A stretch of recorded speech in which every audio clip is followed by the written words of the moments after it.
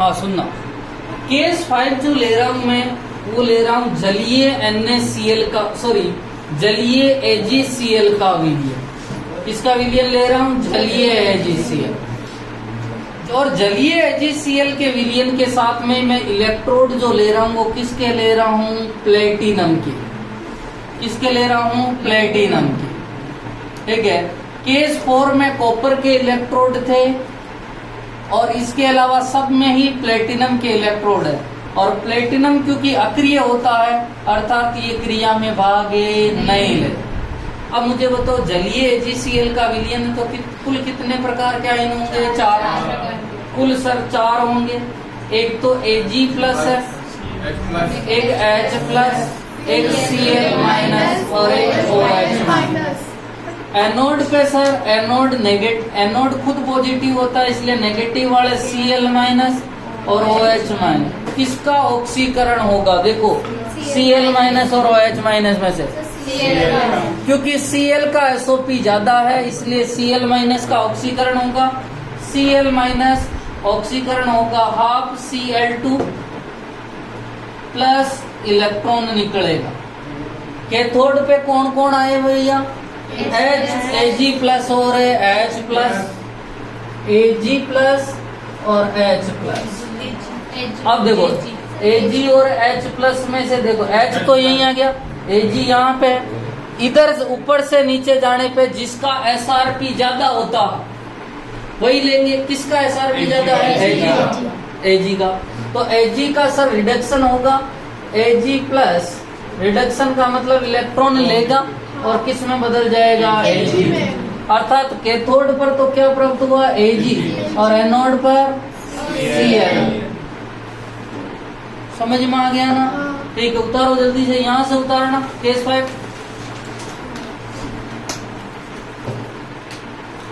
अरे बेटा केस 5 उतार ले पहले।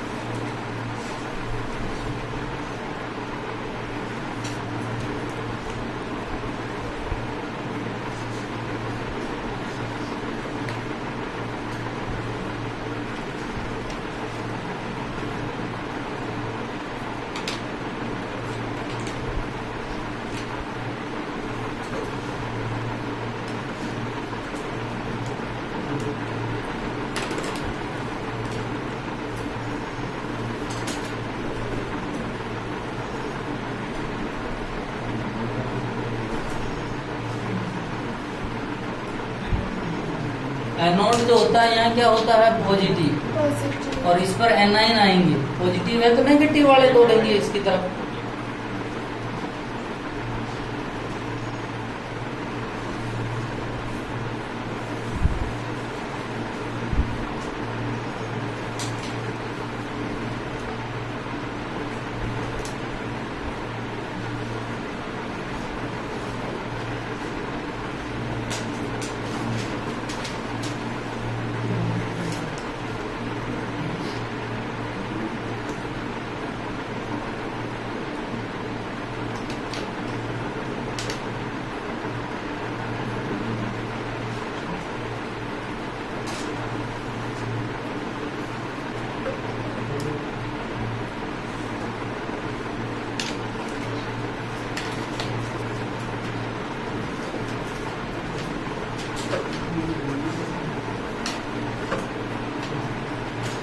लिख लिया भाई? हाँ। नेक्स्ट लिखना केस नंबर 6 जलीय Na2SO4। जलीय Na2SO4। अब देखो 1 मिनट पहले अपन समझ ले इसको कि सर कौन इस पे आएगा।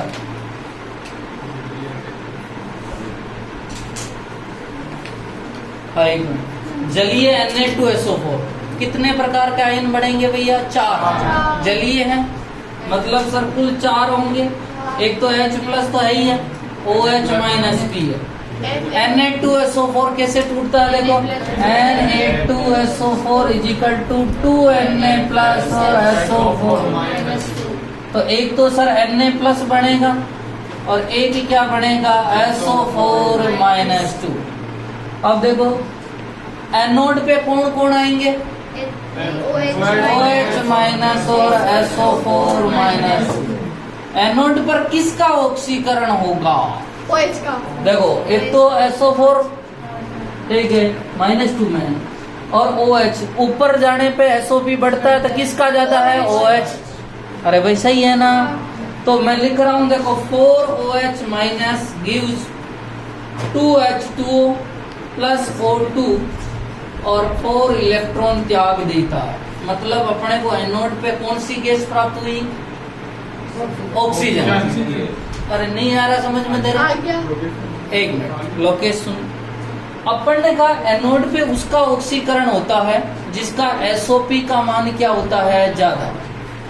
तो देख SO4 -2 तो यही है, OH माइनस, और ऊपर जाने पे SOP क्या होता है? बढ़ता। तो किसका ज्यादा है? OH minus. OH माइनस जो है उसका ऑक्सीडेशन होगा, और ऑक्सीडेशन का मतलब वो इलेक्ट्रॉन त्यागेगा।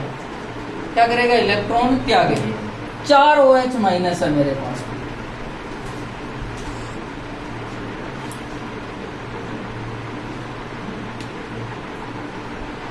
ठीक है, एक इलेक्ट्रॉन त्यागता है मतलब उसका माइनस खत्म हो जाएगा। तो 4 इलेक्ट्रॉन त्यागे तो चारों के ही माइनस तो खत्म हो गए। अब उसने दो तो H2O बनाए, HOH HOH, क्या बच गया? एक ऑक्सीजन, तो ये बच गया, और एक ऑक्सीजन। ठीक है, अब देखो कैथोड पे कौन कौन आएंगे भैया? H प्लस और Na प्लस। ठीक है, अब मुझे बता कि H प्लस और Na प्लस में से किसका SRP ज्यादा है? H प्लस का, क्योंकि ऊपर से नीचे आने पे SRP क्या होता है? बढ़ता।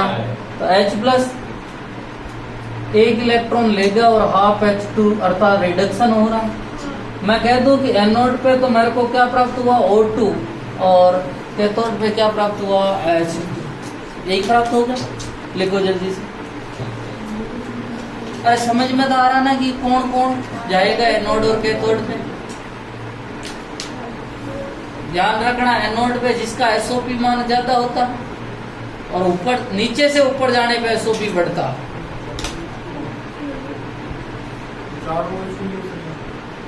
4 OH इसलिए लिए कि रिएक्शन बैलेंस करनी थी। एक में रिएक्शन बैलेंस नहीं होता।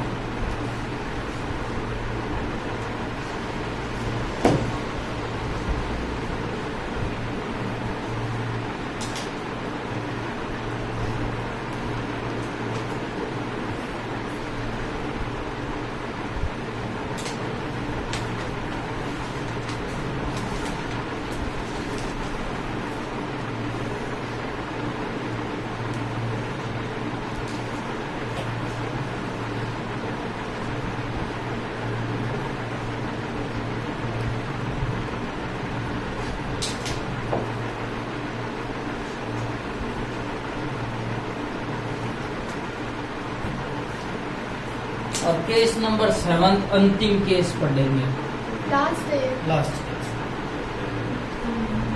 जो अपने स्कूल में करवाया था वो प्रैक्टिकल। CuSO4 का जलीय विलयन लिया था।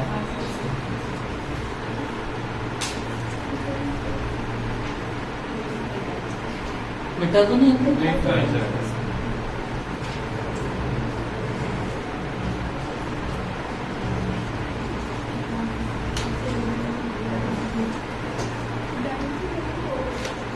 हाँ इधर देखा। अरे भाई हाइड्रोजन गैस कैथोड लिख लिया ना, तो फिर क्या दिक्कत है? हाँ अब जो है वो लास्ट का है CuSO4 का जलीय विलयन या जलीय कॉपर सल्फेट का विलयन, यही लिया था। ठीक है, अब देखो एक मिनट, और यहाँ पर आपके जो इलेक्ट्रोड लगाया था किसका लगाया था? ग्रेफाइट का। 2 पेंसिल लगी हुई थी, और पेंसिल में क्या होता है? ग्रेफाइट। तो चाहे आप प्लेटिनम का इलेक्ट्रोड लगाओ चाहे ग्रेफाइट का इलेक्ट्रोड लगाओ। इधर देखो जलीय कॉपर सल्फेट में टोटल कितने प्रकार के आयन बनेंगे? कोई बताएगा कुल कितने आयन बनेंगे? 4। एक तो देखो साहब जलीय हैं, H प्लस होगा, OH माइनस। कॉपर सल्फेट कैसे टूटता है? Cu+2 और SO4 माइनस। सही है। हाँ। अब आपके एनोड पे कौन कौन आएंगे? OH माइनस और SO4-2। बोलो मुझे SO3 किसका ज्यादा है? अब देख लो SO4-2 तो यही है और OH माइनस यहाँ है, तो लिख सकता हूँ 4OH minus gives 2H2 plus O2 plus 4 electron. ठीक है। कैथोड पे कौन कौन आएगा?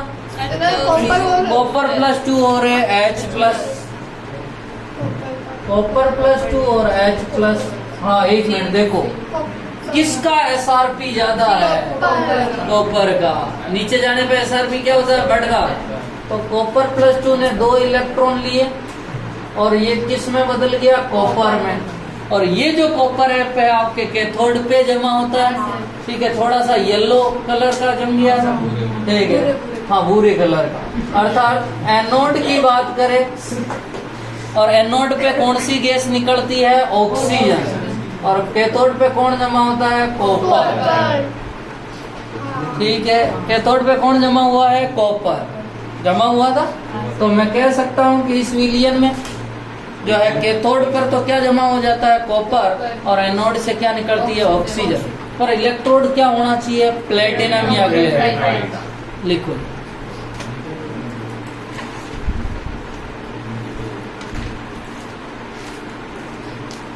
अब तो समझ में आ गया ना?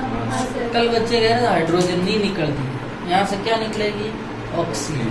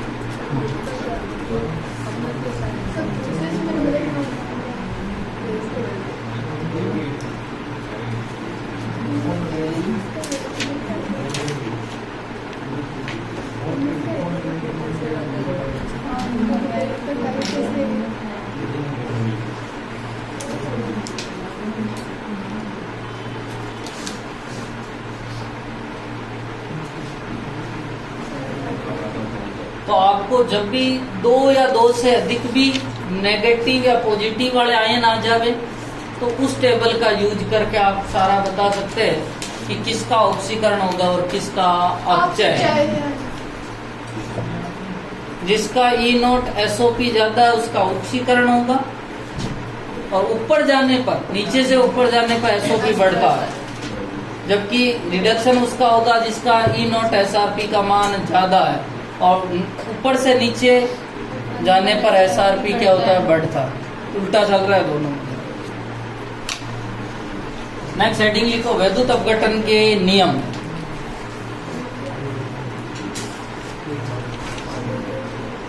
वैद्युत अपघटन के नियम।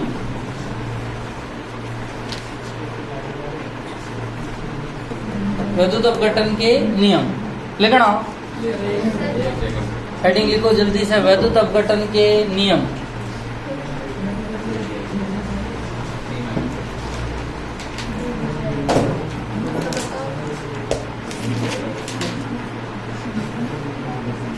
लिखो, माइकल फेराडे ने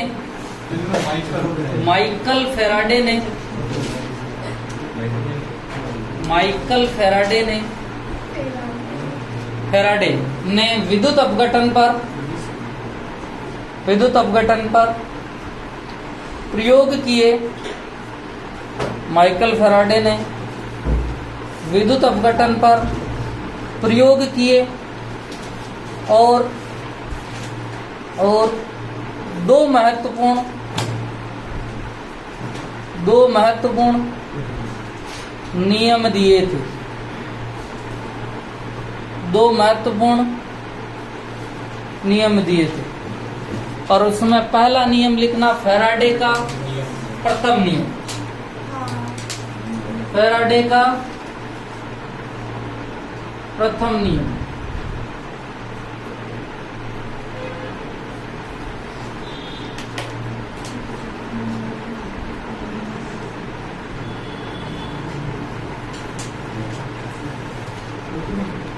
हाँ, एक मिनट सुनना भैया, फैराडे का प्रथम नियम क्या होता है समझना। कोई बताएगा मुझे फैराडे का प्रथम नियम?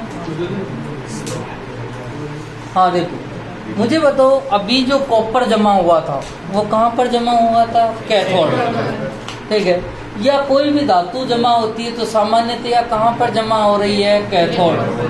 और कैथोड एक तरह से क्या है? इलेक्ट्रोड है। क्या है भैया? इलेक्ट्रोड।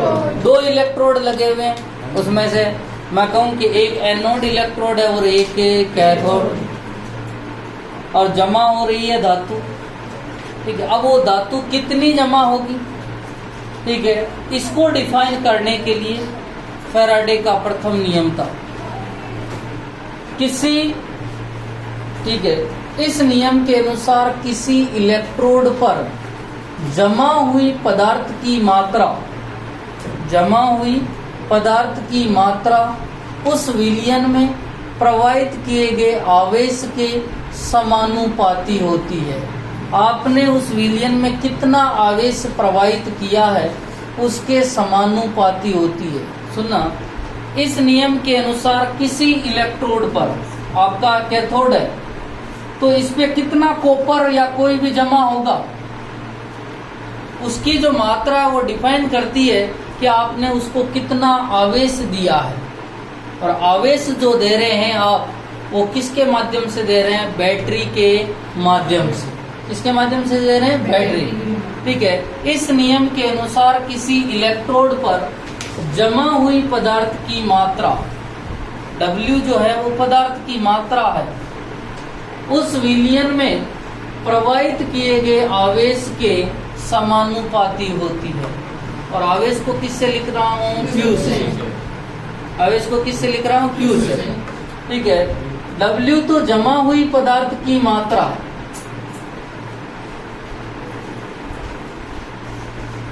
और Q जो होता है वो क्या होता है? आवेश। अब आप समानुपाती को हटाओगे तो W बराबर हो जाएगा ZQ। Z क्या है सर? Z जो है एक स्थिरांक है, और इस स्थिरांक को विद्युत रासायनिक तुल्यांक कहा जाता है। क्या कहा जाता है? विद्युत रासायनिक तुल्यांक कहा जाता है, ठीक है। अब देखो, आगे जाके मैं इस वापस Z का मान लिखता हूँ, और इतना मुझे पता है कि सर I बराबर होता है Q/T। अरे यही होता है ना, आवेश प्रवाह की दर को क्या कहते हैं? धारा। तो क्या मैं ऐसा लिख सकता हूँ Q बराबर IT? अरे बोलो। और एक होता है Z बराबर E/96,500। E जो होता है वो क्या होता है? तुल्यांकी भार। E क्या होता है? तुल्यांकी भार। अब देखो, मैं लिख सकता हूँ W बराबर Z का मान बोलो E/96,500, Q का मान बोलो IT। तो मेरे पास में फॉर्मूला बन गया, ठीक है। एक फॉर्मूला तो W बराबर ZQ, पर वो अपने काम नहीं देगा, ठीक है। W बराबर EIT/96,500। सर E क्या है? E तुल्यांकी भार है, I क्या है? विद्युत धारा, और T क्या है? समय। और ध्यान रखना, I तो आएगी आपके एम्पियर में, और T जो आएगा वो किस में आएगा? सेकंड में, ठीक है। I तो आएगी आपके एम्पियर में, और T किस में आएगा? सेकंड में। अब बात होती है कि सर जो है अपन जो है E कैसे निकाले? E का मान क्या होता है? तुल्यांकी भार। E क्या होता है भैया? तुल्यांकी भार। और तुल्यांकी भार कैसे निकाले? अणु भार बटेवा एन फैक्टर, सही बात है। तुल्यांकी भार बराबर अणु भार या परमाणु भार बटेवा एन फैक्टर। अब एन फैक्टर कैसे निकालें, क्योंकि कोई भी विलयन होता तो वो अपन कह देते कि अम्ल में H प्लस की संख्या, सार में OH माइनस की संख्या, ठीक है, और उदासीन विलयन में धनायन या ऋणायन की संख्या, यही होगा। पर यहाँ तो सर जो है अपन उसका एन फैक्टर की बात हो रही है कि सर अम्ल भी हो सकता है, सार भी हो सकता है, या तो देखो एन फैक्टर जो यहाँ निकाला जाता है वो सुनना, 1 मोल पदार्थ के ऑक्सीकरण या अपचयन के दौरान, ऑक्सीकरण या अपचयन के दौरान स्थानांतरित इलेक्ट्रॉन की संख्या, स्थानांतरित इलेक्ट्रॉन की संख्या। अरे भैया एन फैक्टर सीखना, जैसे कॉपर प्लस 2 है, या कॉपर जो है वो कॉपर प्लस 2 में बदला, और कॉपर प्लस 2 में बदलने के साथ में उसने कितने इलेक्ट्रॉन क्या गए हैं, 2। तो इसका जो एन फैक्टर होगा वो कितना होगा, 2। कोई कहते हैं सर हमारे तो कॉपर प्लस 2 जो है वो 2 इलेक्ट्रॉन ग्रहण कर दिए और क्या बना था, कॉपर। तो यहाँ पर भी एन फैक्टर कितना होगा, 2। वो कह रहा है कि 1 मोल पदार्थ के ऑक्सीकरण या अपचयन के दौरान स्थानांतरित इलेक्ट्रॉन की संख्या। अब कितने इलेक्ट्रॉन स्थानांतरित हुए साहब, 2। तो एन फैक्टर कितना हो गया, 2। जैसे एल्यूमिनियम प्लस 3 था, 3 इलेक्ट्रॉन दिए थे और एल्यूमिनियम में बदला, तो इसका एन फैक्टर कितना होगा, 3। और एन फैक्टर मुझे पता चल गया तो मैं क्या निकाल दूंगा, तुल्यांकी भार। जैसे Na प्लस है, उसने 1 इलेक्ट्रॉन लिया और वो Na में बदल गया, तो इसका जो एन फैक्टर है वो कितना हो जाएगा, 1। समझ में आई ना, अरे बोलो, ठीक है। वो डिपेंड करता है कि आपने ऑक्सीकरण या अपचयन के दौरान इलेक्ट्रॉन या तो ग्रहण किए होंगे या त्यागे होंगे, कितने त्यागे वो डिपेंड। जैसे Ag जो है वो Ag प्लस बनना चाह रहा है और 1 इलेक्ट्रॉन त्याग रहा है, तो यहाँ पर एन फैक्टर कितना होगा, 1। समझ में आ गया। अब देखो 1 मिनट शुरू से समझना कि फैराडे का प्रथम नियम क्या है। फैराडे कहता है कि कोई भी इलेक्ट्रोड पर जमा हुई जो पदार्थ की मात्रा है वो कितनी जमा होगी, जितना आप आवेश प्रवाहित करेंगे। इस नियम के अनुसार किसी इलेक्ट्रोड पर जमा हुई पदार्थ की मात्रा उस विलयन में प्रवाहित किए गए आवेश के समानुपाती होगी। ये कितना कॉपर जमेगा वो डिपेंड करेगा कि उस पर आपने कितना आवेश प्रवाहित किया उस विलयन में। और विलयन में आवेश प्रवाहित करने के लिए आपने बैटरी जोड़ी थी, अब वो बैटरी कितनी हाई है उस पर डिपेंड करता, ठीक है। तो मैंने क्या किया कि जो पदार्थ जमा हुई पदार्थ की मात्रा किसके समानुपाती होती है, आवेश की, तो W को किसके समानुपाती कर दिया, Q के। और W क्या हुआ है कि जमा हुई पदार्थ की मात्रा, कॉपर भी जमा हो सकता है, सोडियम भी जमा हो सकता है, या आपका अन्य Ag वगैरह कोई भी जमा हो सकता है। तो W बराबर ZQ, समानुपाती को हटाऊंगा तो क्या आएगा, Z। सर Z क्या है, Z एक स्थिरांक है। जब भी समानुपाती को हटाते तो समानुपाती स्थिरांक आता है, और इस Z का नाम है विद्युत रासायनिक तुल्यांक। और Z जो होता है वो होता है E/96,500, E/96,500। और 96,500 में कैसे लाया, वहां से लाया एक फैराडे। आगे मैं परिभाषा लिखाऊंगा कि फैराडे, तो E/96,500 Q बराबर होता है IT, और कैसे लाया, I बराबर होता है Q/T, तो Q बराबर हो जाएगा I/T। तो मेरे पास में फॉर्मूला आ गया, W बराबर EIT/96,500। सर E क्या है, E तुल्यांकी भार है सर। E क्या है भैया, तुल्यांकी भार। सर अब टेंशन हो गई, I तो हमें पता हो जाएगा, T हमें देगा वो 96, पर E कैसे निकालूंगा। और E निकालने के लिए मुझे पता है कि E बराबर होता है तुल्यांकी भार बराबर अणु भार बटेवा एन फैक्टर। और एन फैक्टर अपन दूसरों में निकाल देते विलियन में, तो अम्ल के H प्लस आर के OH माइनस या उदासीन के धनायन या ऋणायन का परिमाण। पर यहाँ पर तो सर धातु जमा होगी, और धातु के लिए 1 मोल ऑक्सीकरण या 1 मोल अपचयन के दौरान, 1 मोल पदार्थ के ऑक्सीकरण या अपचयन के दौरान स्थानांतरित इलेक्ट्रॉन की संख्या की कितने इलेक्ट्रॉन या तो वो ग्रहण कर रहा है या वो त्याग रहा है, वही उसके लिए एन फैक्टर है। मैंने कॉपर +2 से पूछा भाई साहब आप जो है अपचयन के लिए कितने इलेक्ट्रॉन लोगे, तो इसने कहा मैं साहब 2 इलेक्ट्रॉन लूंगा, अर्थात मेरा एन फैक्टर कितना है 2। एल्यूमिनियम ने कहा अपन ने 3 इलेक्ट्रॉन वाला चलता है मामला, तो एन फैक्टर कितना हो गया 3। Ag प्लस है 1 और Na प्लस में 1। समझ में आ गया ना? ठीक है, तो आप लिखो जल्दी से, पहला नियम पर लिखना।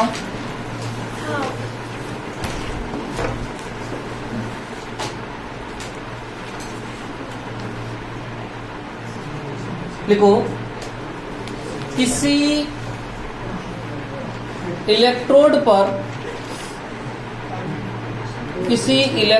पर जमा हुई पदार्थ की मात्रा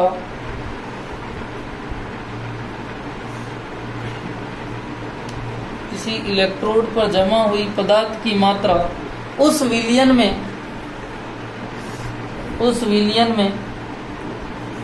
प्रवाहित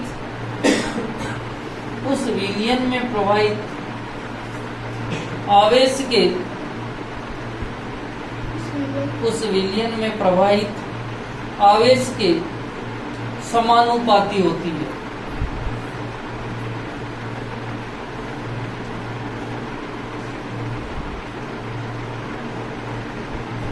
मतलब कहना चाह रहा है कि इस नियम के अनुसार किसी इलेक्ट्रोड पर जमा हुई पदार्थ की मात्रा उस विलियन में प्रवाहित किए गए आवेश के समानुपाती। क्या मैं ऐसा कह सकता हूँ, मैं आवेश ज्यादा दूंगा तो उस पर पदार्थ की मात्रा भी ज्यादा जमा होगी? सही है, तो लिखो जल्दी।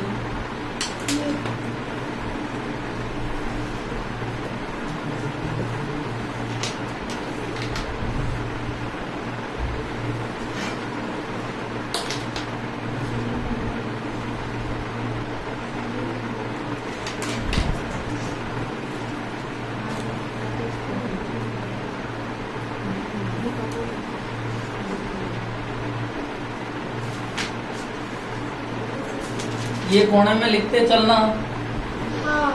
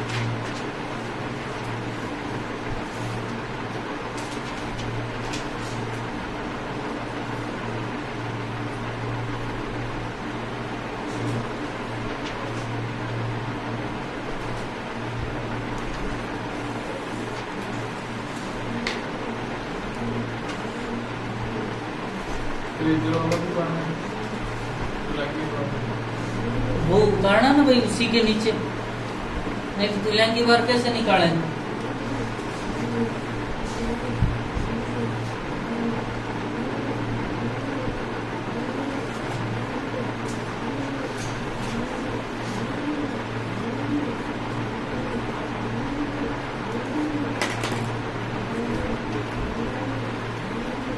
या तो यहाँ ऑब्लिक करके अणुभार या परमाणु भार दोनों ही लिखते हैं।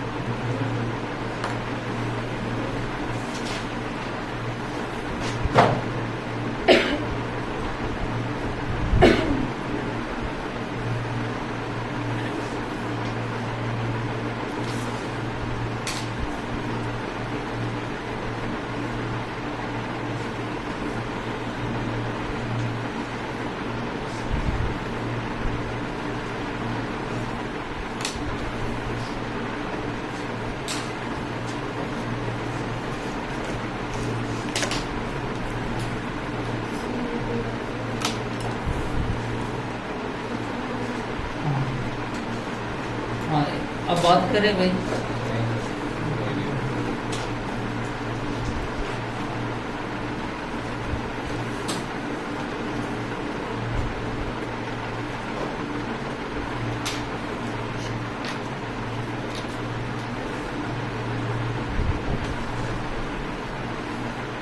एक फैराडे किसे कहा जाता है? एक मोल इलेक्ट्रॉन के आवेश को एक फैराडे कहा जाता है, सही है ना। एक मोल इलेक्ट्रॉन के आवेश को एक फैराडे कहा जाता है।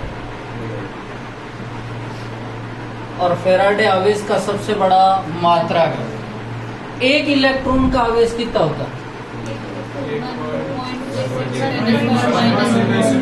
ठीक है, मतलब मैं कह दूं एक फैराडे बराबर एक इलेक्ट्रॉन का आवेश इनटू एक मोल, सही है। एक इलेक्ट्रॉन का आवेश कितना होता है?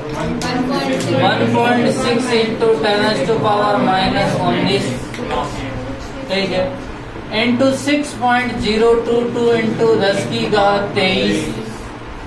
तो मेरे पास में आता है 96,487 कूलम के लगभग, और इसी को लगभग अपन क्या लिखते हैं? 96,500 कूलम।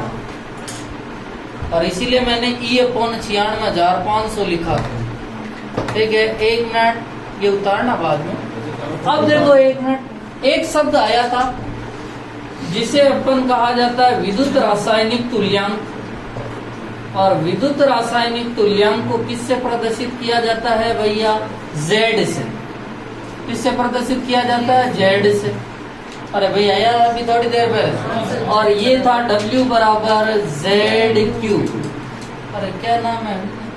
लिखना है ना? वो नहीं लिखे क्या? वो नहीं लिखे, कोई बात नहीं, अभी लिखे। W बराबर ZQ, यही होता है। अब मैं Q का मान 1 कर दूं तो W किसके समानुपाती हो जाएगा? Z।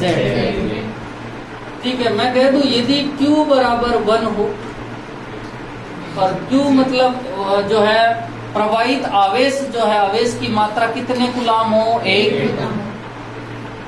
Q बराबर 1 कूलम हो तो W किसके बराबर हो जाएगा? Z। किसी विलयन में 1 कूलम आवेश प्रवाहित करने पर जमा हुई पदार्थ की मात्रा को ही उस विलयन का विद्युत रासायनिक तुल्यांक कहते हैं। सही बात है। तो किसी विलयन में 1 कूलम आवेश प्रवाहित करने पर 1 कूलम आवेश प्रवाहित करने पर जमा हुई पदार्थ की मात्रा ही उस विलयन का विद्युत रासायनिक तुल्यांक कहलाती है। क्या सही बात है? ठीक है, उस विलयन का विद्युत रासायनिक तुल्यांक। और इसी तरह अपन ने जो है प्रतिरोधकता या विशिष्ट प्रतिरोध की भी परिभाषा बनाई। तो ये दोनों परिभाषा उतार लो।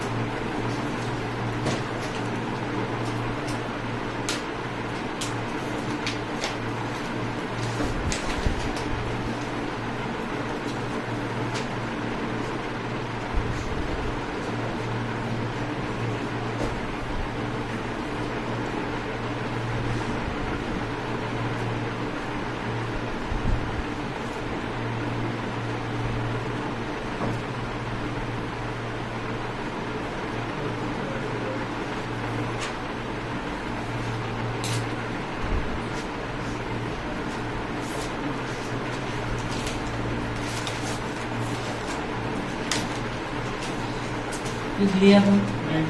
अब अपन क्वेश्चन करते हैं। देख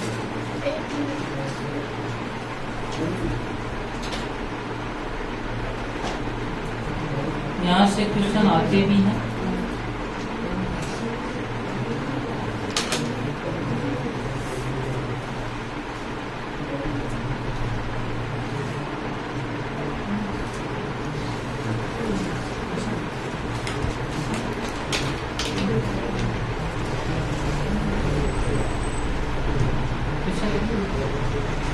देखो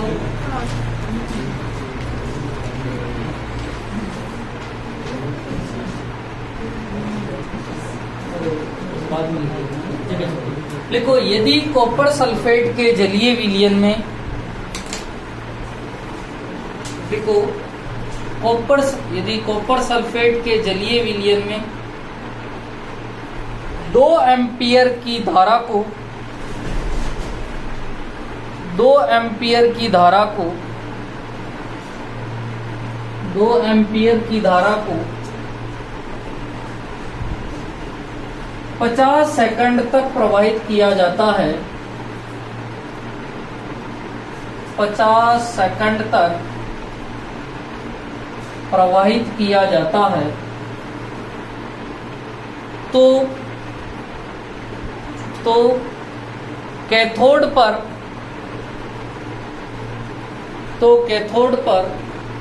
निक्षेपित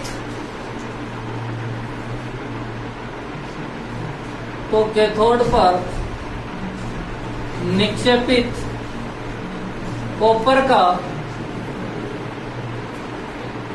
का द्रव्यमान क्या होगा? कैथोड पर निक्षेपित कॉपर का द्रव्यमान क्या होगा यदि कॉपर का परमाणु भार 63 है? यदि कॉपर का परमाणु भार कितना दे रखा है? 63। हाँ, 1 मिनट। देखो, पहले तो सबसे पहले मैं एन फैक्टर निकालूं। ठीक है, क्या निकालूं भैया? N factor. और एन फैक्टर कॉपर +2, क्योंकि कैथोड पे पहुंच रहा है और कैथोड पे हमेशा ही क्या होता है? रिडक्शन। अर्थात कॉपर +2 कितने इलेक्ट्रॉन लेगा? 2। और किस में बदलेगा? कॉपर 16। सर एन फैक्टर जो है वो कितना हो गया भैया? 2। तो मैं कह दूं तुल्यांकी भार बराबर परमाणु भार बटेवा एन फैक्टर। परमाणु भार बटेवा एन फैक्टर, और परमाणु भार कितना है? 63 बटेवा 2। मतलब ये तो ई का मान आ गया। W बराबर होता, ऊपर वाला फॉर्मूला लगाऊंगा कि नीचे वाला? ऊपर वाला। क्यों लगा रहा हूँ? IT दे रखा है, और T किस में चाहिए? सेकंड में। और किस में दे रखा है? तो W बराबर होता है EIT अपॉन 96,500। ठीक है, E का मान कितना हो गया? 63 बटेवा 2। I कितने एम्पियर की धारा? 2। कितने सेकंड तक? 50 अपॉन 96,500। समझ में आ गया?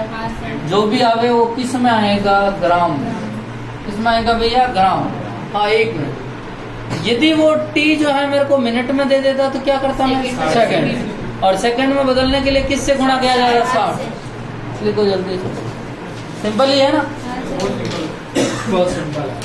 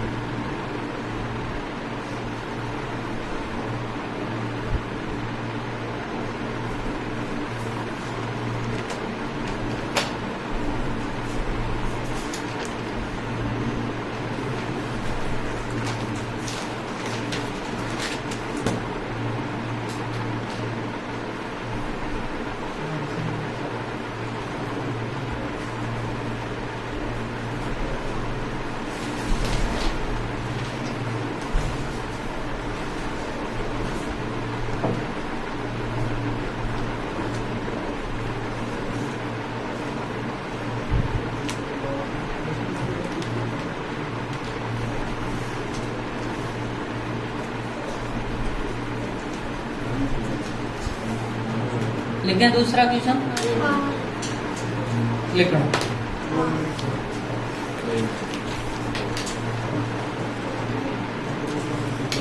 लिखो क्वेश्चन, AgNO3 के विलयन में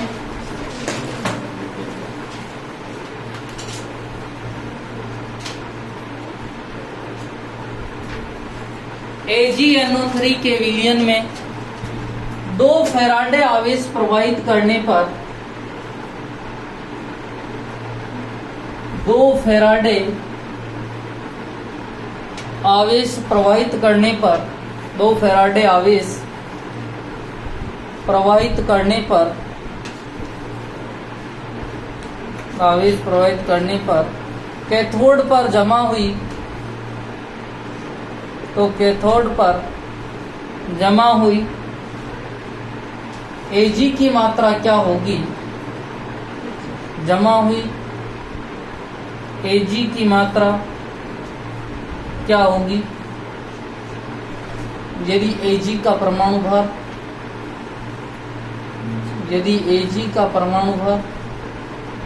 108 है, यदि Ag का परमाणु भार 108 है, सुनना, उसने, अब मुझे बताओ आवेश दिया है तो कौन सा वाला फॉर्मूला नीचे, मतलब W बराबर EQ अपॉन 96,500, ठीक है सर। Q जो दिया है वो आवेश, और आवेश किस में लिखना है? कूलाम में, क्योंकि अपन ने इसको कूलाम में चेंज कर दिया है 96,500। आपको पता है 1 फेराडे बराबर कितने कूलाम होता है भैया?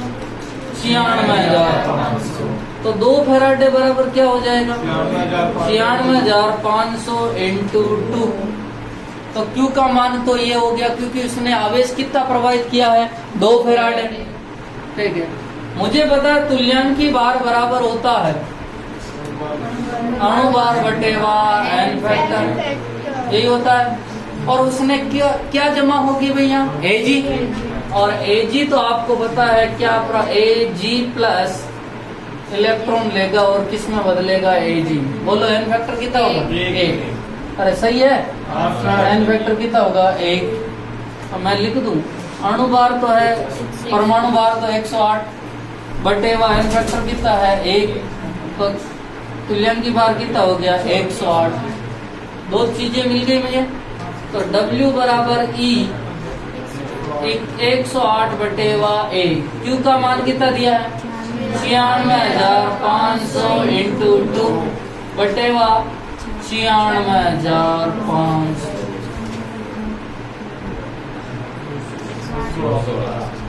कितने ग्राम जमा होगी? 200। समझ में आ गया ना? ठीक है, लिखो जल्दी।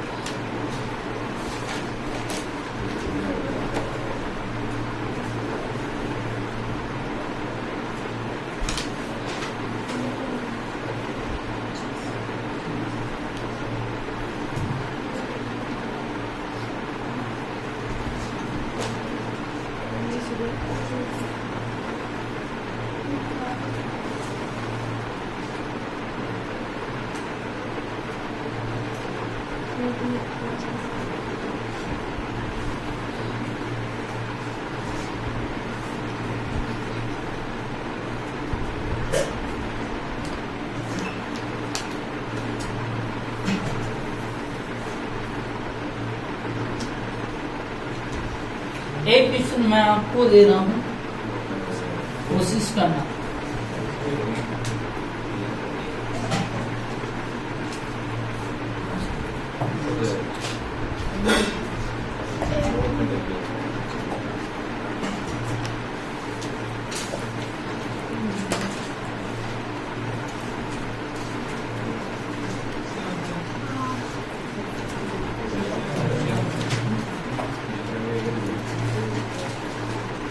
लिखना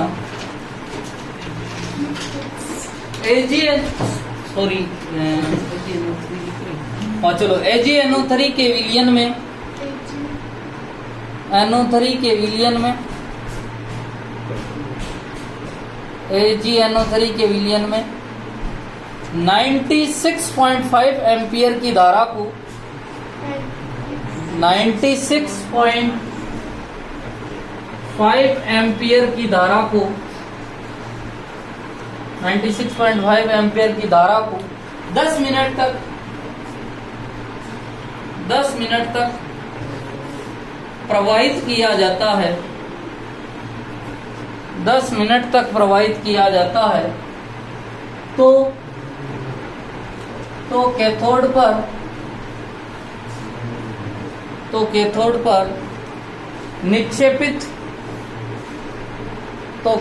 पर निक्षेपित Ag की मात्रा क्या होगी? निक्षेपित Ag की मात्रा क्या होगी? आपको बताइए Ag का परमाणु भार कितना होता है? 108। करो जल्दी से, कौन फास्ट देता है आंसर? मैंने काटे पीटे वाली दिया है सारा ही।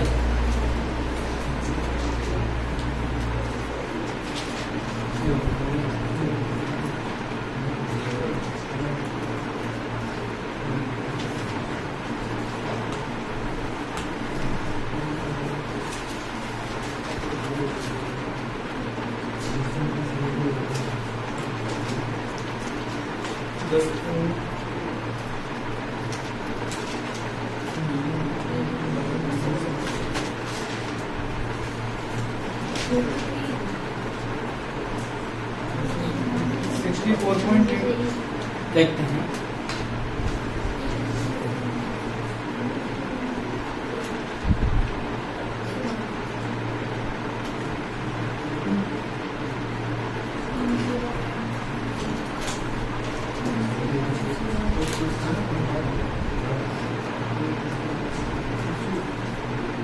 एक ऑप्शन तो क्या आ रहा है भाई? क्या है? 64.8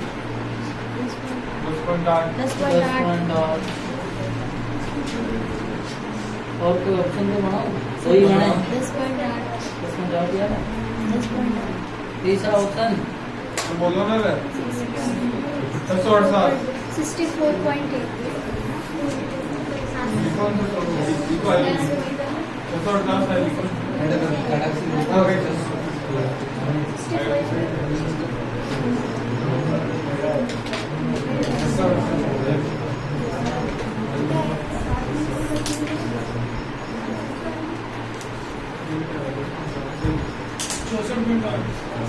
अभी देखते हैं किस किसने कर लिया भाई।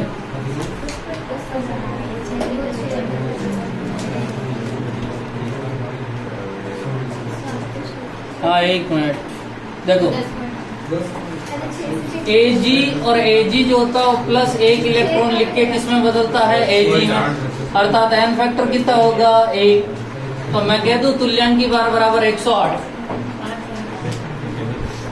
E बराबर तो कितना हो गया? 108। सही है, ठीक है। अब देखो I एम्पियर में है, T मुझे किस में चाहिए? सेकंड में। आपको 10 मिनट दे रखा है और मिनट को मैं 60 से गुणा कर दूंगा तो कितने सेकंड हो जाएंगे? 600। ठीक है। अब देखो मैं W बराबर EIT अपॉन 96,500। E का मान तो हो गया 108, I का मान 96.5, T का मान कितना होगा? 600 अपॉन 96.5। 2 जीरो से 2 जीरो कट गए। 965 से 900। ठीक है। 108 को किससे गुणा करोगे? 6/10 64.8 किस का है भैया? 64.8।